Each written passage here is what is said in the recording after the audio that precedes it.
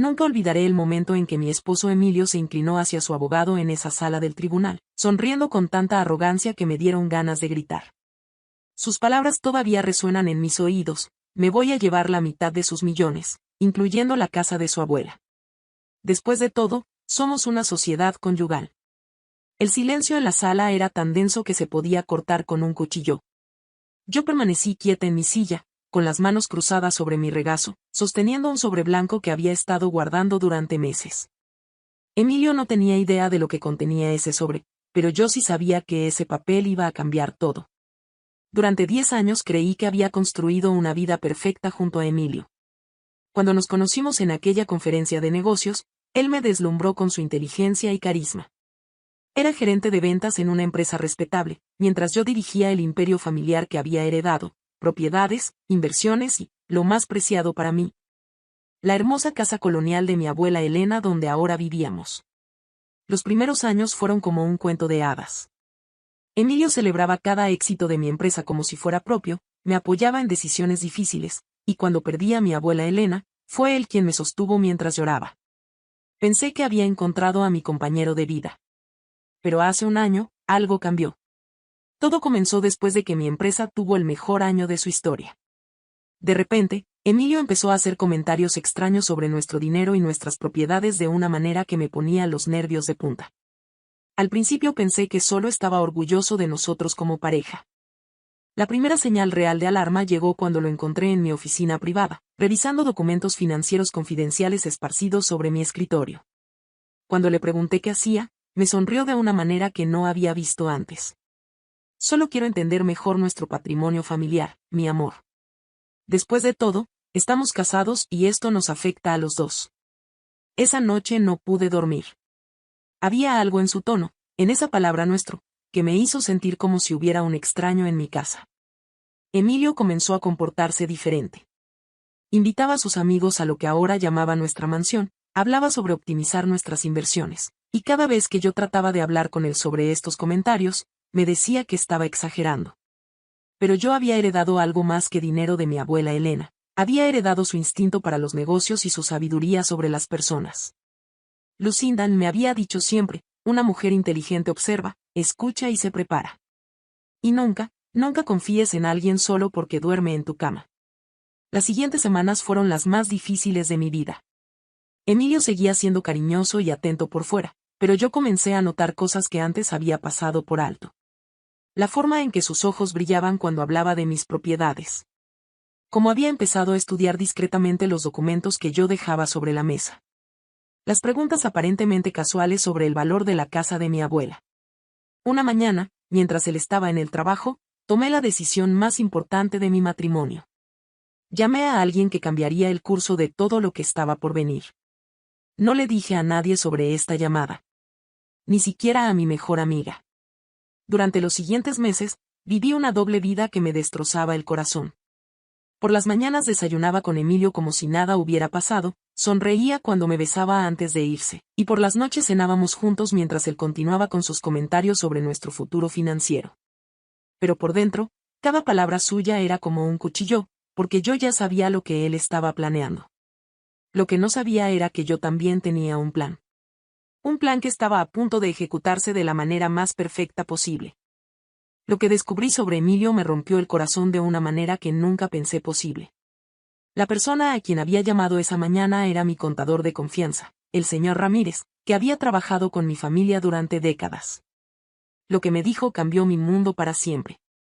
Lucinda, me dijo con voz grave, tu esposo ha estado haciendo consultas muy específicas sobre divorcios y divisiones de patrimonio. No solo eso, sino que ayer vino a mi oficina preguntando sobre el valor exacto de todas tus propiedades, especialmente la casa de tu abuela. Sentí como si me hubieran dado un golpe en el estómago. ¿Qué le dijiste? Le dije que necesitaba tu autorización por escrito para dar cualquier información. Se molestó mucho, Lucinda. Me dijo que como tu esposo tenía derecho a conocer el patrimonio familiar, punto. Esa tarde, confronté a Emilio de la manera más sutil que pude. Le mencioné casualmente que el señor Ramírez había llamado sobre algunos documentos. Su reacción lo delató completamente. Se puso nervioso, comenzó a tartamudear, y luego trató de cambiar el tema rápidamente. En ese momento supe que mi matrimonio había sido una mentira. Durante las siguientes semanas, Emilio se volvió más atrevido. Una noche, mientras cenábamos, me dijo: amor, he estado pensando que deberíamos poner algunas propiedades en ambos nombres. Ya sabes, por seguridad. ¿Por qué?, le pregunté, fingiendo inocencia. Bueno, si algo te pasa a ti, yo quedaría desprotegido. Y viceversa. Es lo que hacen las parejas inteligentes. Mentiroso. Lo que las parejas inteligentes hacen es confiar una en la otra, no planear robos silenciosos. Pero Emilio había cometido un error fatal, había subestimado mi inteligencia. Mientras él planeaba cómo robar mi herencia, yo había estado construyendo la defensa perfecta. Cada documento que firmaba, cada reunión a la que asistía mientras él trabajaba, cada decisión que tomaba, era parte de un plan maestro que él nunca vio venir. La parte más dolorosa era actuar normalmente. Ver películas juntos en el sofá mientras él planeaba traicionarme. Escucharlo hablar sobre nuestro futuro cuando yo sabía que él solo veía mi dinero en ese futuro. Había noches en las que lo miraba dormir y me preguntaba si alguna vez me había amado realmente, o si siempre había visto en mí una oportunidad económica. 2 meses después, Emilio finalmente mostró su verdadero rostro.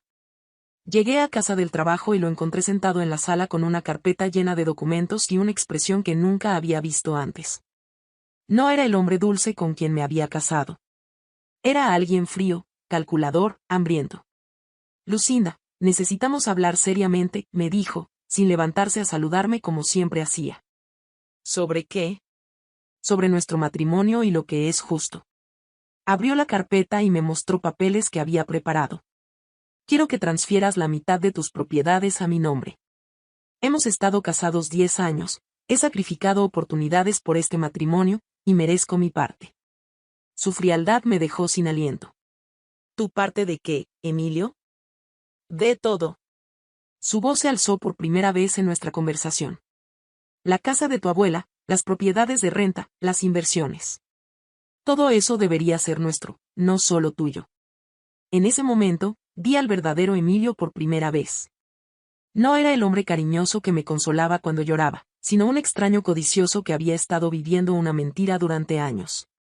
¿Y si no accedo?, le pregunté, aunque ya conocía la respuesta. Su sonrisa se volvió cruel. Entonces lo haremos por la vía legal. Y te aseguro, Lucinda, que cualquier juez verá las cosas desde mi perspectiva. Soy tu esposo. Tengo derecho sobre lo que hemos construido juntos. Esa noche, Emilio empacó sus maletas y se fue a un hotel. Al día siguiente, recibí los papeles del divorcio donde reclamaba exactamente lo que había amenazado, la mitad de todo lo que yo poseía, incluyendo la casa sagrada de mi abuela Elena. Pero lo que Emilio no sabía, lo que nunca sospechó durante todos esos meses de planificación, era que yo había estado 3 pasos adelante de él todo el tiempo. Y el día del juicio, finalmente lo descubriría. El día de la audiencia, Emilio entró al tribunal como si fuera el dueño del lugar. Llevaba su mejor traje, una sonrisa confiada, y caminaba con la arrogancia de alguien que ya sabía que había ganado. Su abogado, un hombre mayor con aspecto intimidante, cargaba una carpeta gruesa llena de argumentos sobre por qué mi esposo merecía la mitad de mi fortuna. Yo entré con solo mi cartera, mi abogada, y ese sobre blanco que había estado guardando durante meses como mías bajo la manga. Emilio me miró desde su mesa y me guiñó el ojo, como si estuviéramos compartiendo algún chiste privado. Luego se inclinó hacia su abogado y murmuró algo que los hizo reírse. Probablemente estaba celebrando su victoria antes de tiempo, contando mentalmente los millones que creía que pronto serían suyos.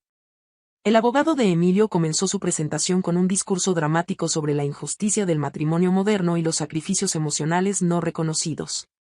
Habló durante 20 minutos sobre cómo su cliente había apoyado incondicionalmente la carrera de su esposa y cómo merecía reconocimiento financiero por su contribución al éxito familiar.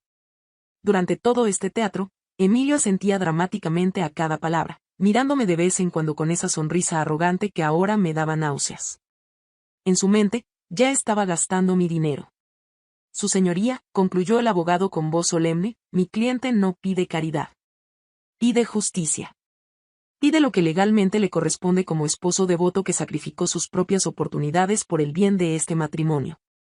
Cuando terminó, el juez se dirigió a mi abogada. Doctora Martínez, ¿Cuál es la respuesta de su clienta a estas demandas? Mi abogada se levantó con calma. Su señoría, antes de responder, hay información crucial que el tribunal debe revisar. Mi clienta ha traído documentación que cambia completamente el panorama de este caso. Fue entonces cuando me levanté. El tribunal entero se quedó en silencio. Podía sentir la mirada de Emilio, pero ya no me importaba.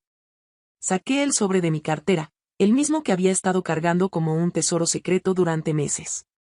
Su señoría, dije con voz firme, solicito respetuosamente que revise el contenido de este sobre. Creo que aclarará por qué las demandas de mi esposo están basadas en información incorrecta.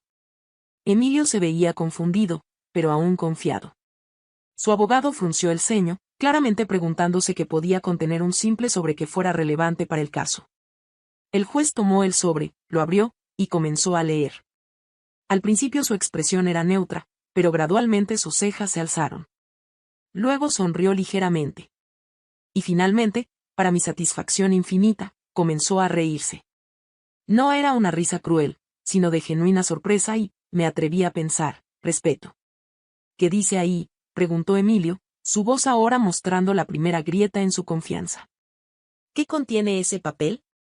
El juez levantó la mirada hacia Emilio, todavía sonriendo.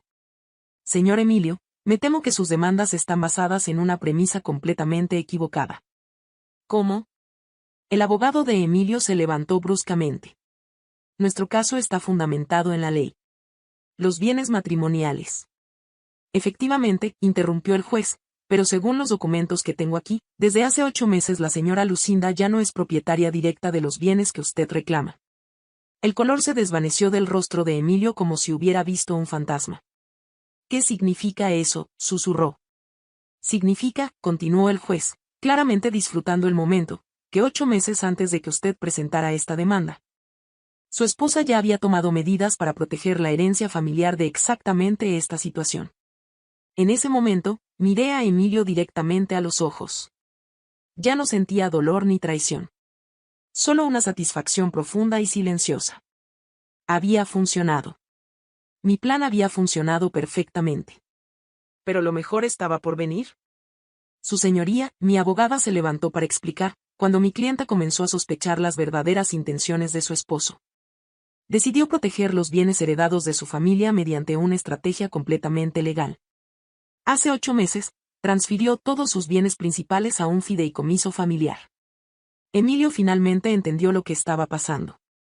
Su rostro pasó por todas las emociones posibles: confusión, incredulidad, terror, y finalmente, una rabia pura que lo transformó en el hombre codicioso que realmente era. «Eso no puede ser legal», gritó, levantándose tan bruscamente que su silla se volcó. Ella me ocultó información. Estábamos casados. Señor Emilio, dijo el juez con voz firme, controle su comportamiento en mi tribunal. Lo que su esposa hizo fue no solo completamente legal, sino extraordinariamente inteligente. El juez continuó leyendo los documentos. La casa de su abuela, las propiedades de renta, las inversiones principales, todo está ahora protegido en el fideicomiso. Como beneficiaria, la señora Lucinda mantiene el control total, pero legalmente, estos bienes ya no forman parte de su patrimonio personal sujeto a división matrimonial. Pero aquí viene lo mejor de todo. El juez levantó otro papel del sobre y sonrió aún más. Y hay algo más interesante aquí, dijo. Según este reporte de investigación privada, el señor Emilio ya había consultado con 2 abogados diferentes sobre divorcio y división de bienes, 6 meses antes de presentar oficialmente esta demanda. El silencio en la sala era mortal. Emilio se había puesto pálido como la muerte. Esto demuestra premeditación, señor Emilio. Su esposa no ocultó nada. Simplemente se protegió de un plan que usted ya tenía en marcha. En ese momento, decidí hablar. Me levanté y miré a Emilio directamente. Emilio, le dije con voz calmada, mi abuela Elena me enseñó algo muy valioso. Cuando alguien te muestra quién es realmente, créele la primera vez. Tú me mostraste quién eras cuando empezaste a ver mi herencia familiar como tu oportunidad de negocio.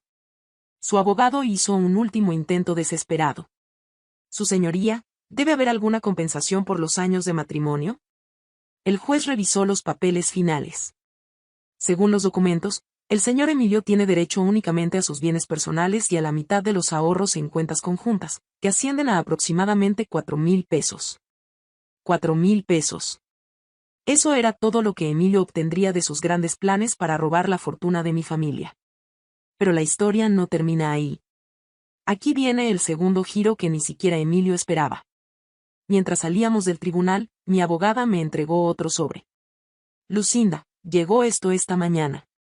Era una carta de la empresa donde trabajaba Emilio. Al parecer, durante los últimos meses había estado usando tiempo de trabajo para planear el divorcio, hacer llamadas a abogados, y revisar documentos legales. Su jefe se había enterado y lo habían despedido esa misma mañana.